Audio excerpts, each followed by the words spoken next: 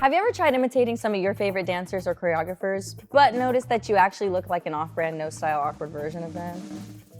Same. But that doesn't mean you're a bad dancer or that their movement style is unachievable.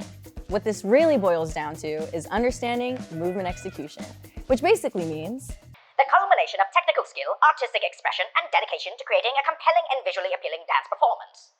yeah, or just dancing the way you want. Because good or amazing dancing is extremely subjective. So we're going to give you examples of various aspects of dance execution that you can utilize as tools to enhance your movements and match how many of your favorite dancers move. Let's start with initiations.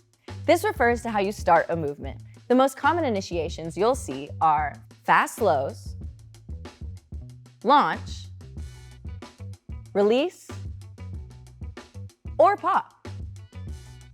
Here, try those with me by using this move as a base. A fast slow or speed ramp to give some extra oomph to the start of your move. Launch, which uses more of the whole body to add a feeling of weight. Pop, using the popping technique of muscle contraction and quick relaxation to give a sharp, snappy start to your move. And release, which feels like your body was unfrozen and finally free to float around.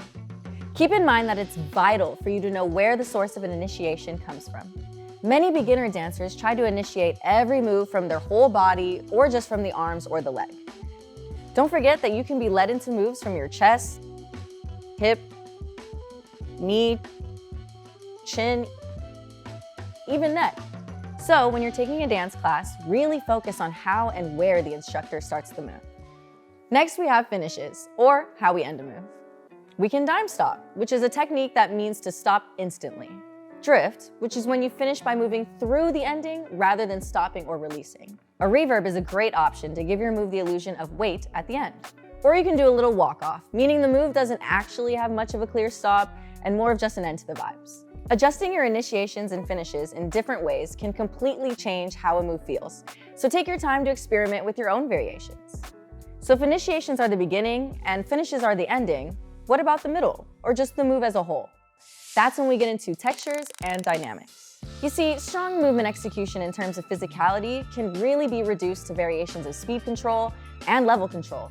So is the movement fast or slow, and is it high or low? And body tension, how tensed or relaxed is your body at any given time? Using your speed control, level control, and body tension are ways to affect the texture of your dance. Texture is the physical representation of the way a move feels to the eye. Dynamics are the difference between the intensity of those same building blocks. Controlling and adjusting these helps you better match the feeling of a song. How would you describe this move? Maybe soft, in flight, or as I'd call it, floaty. Dancers are often just imitating real-life objects or pretending to imitate different forms of friction. For example, that floaty move I did felt like when you throw a balloon.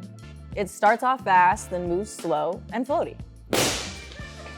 Other textures could be a speed ramp, going slow to fast, stop motion, a series of dime stops to look like stop motion animation, honey, fast to slow, but your body continues to hold tension like you're moving through honey, shaky, like you're freezing cold and shivering, sharp, fast movement from initiation to dime stop, soft, slow all the way through, and bouncy.